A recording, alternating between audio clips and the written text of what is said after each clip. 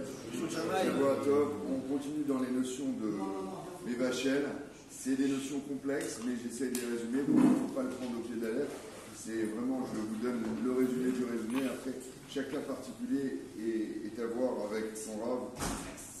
Donc l'idée, c'est qu'on avait vu que le thé était ce qu'on appelle un calé à béchou, c'est-à-dire un aliment qui se cuisait facilement. Donc il fallait, pour le faire Shabbat, il fallait faire 2 kélis, c'est-à-dire qu'il fallait le faire dans un kéli qui est shlishi.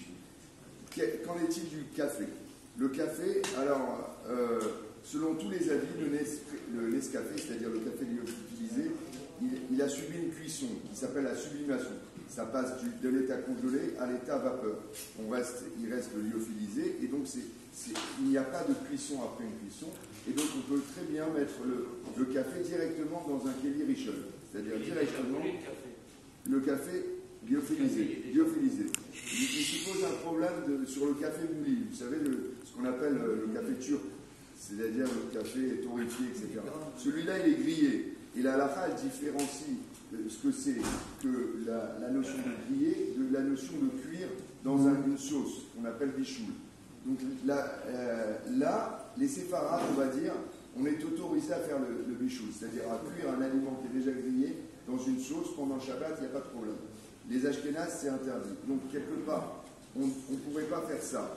Mais vient se poser la question d'une autre problématique, et ça dépend des niveaux, on va dire, de votre compréhension, c'est que quelque chose qui est fini, c'est-à-dire que le café, on ne le mange pas comme ça. Et donc, il faut, pour le boire, il faut le boire cuit. Donc, il nécessite de le mettre dans de l'eau bouillante. Donc, certains avis nous interdisent de faire le café torréfié, même pendant Shabbat, même après un kéli shlishi, parce que justement on finalise cette volonté de faire un café uniquement parce qu'on ne peut pas l'utiliser autrement. Mais on va prendre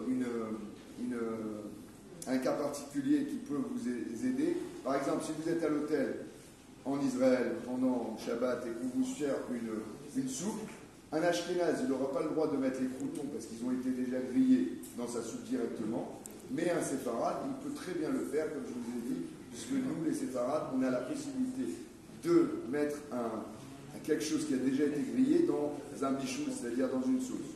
Mais donc, c'était complet.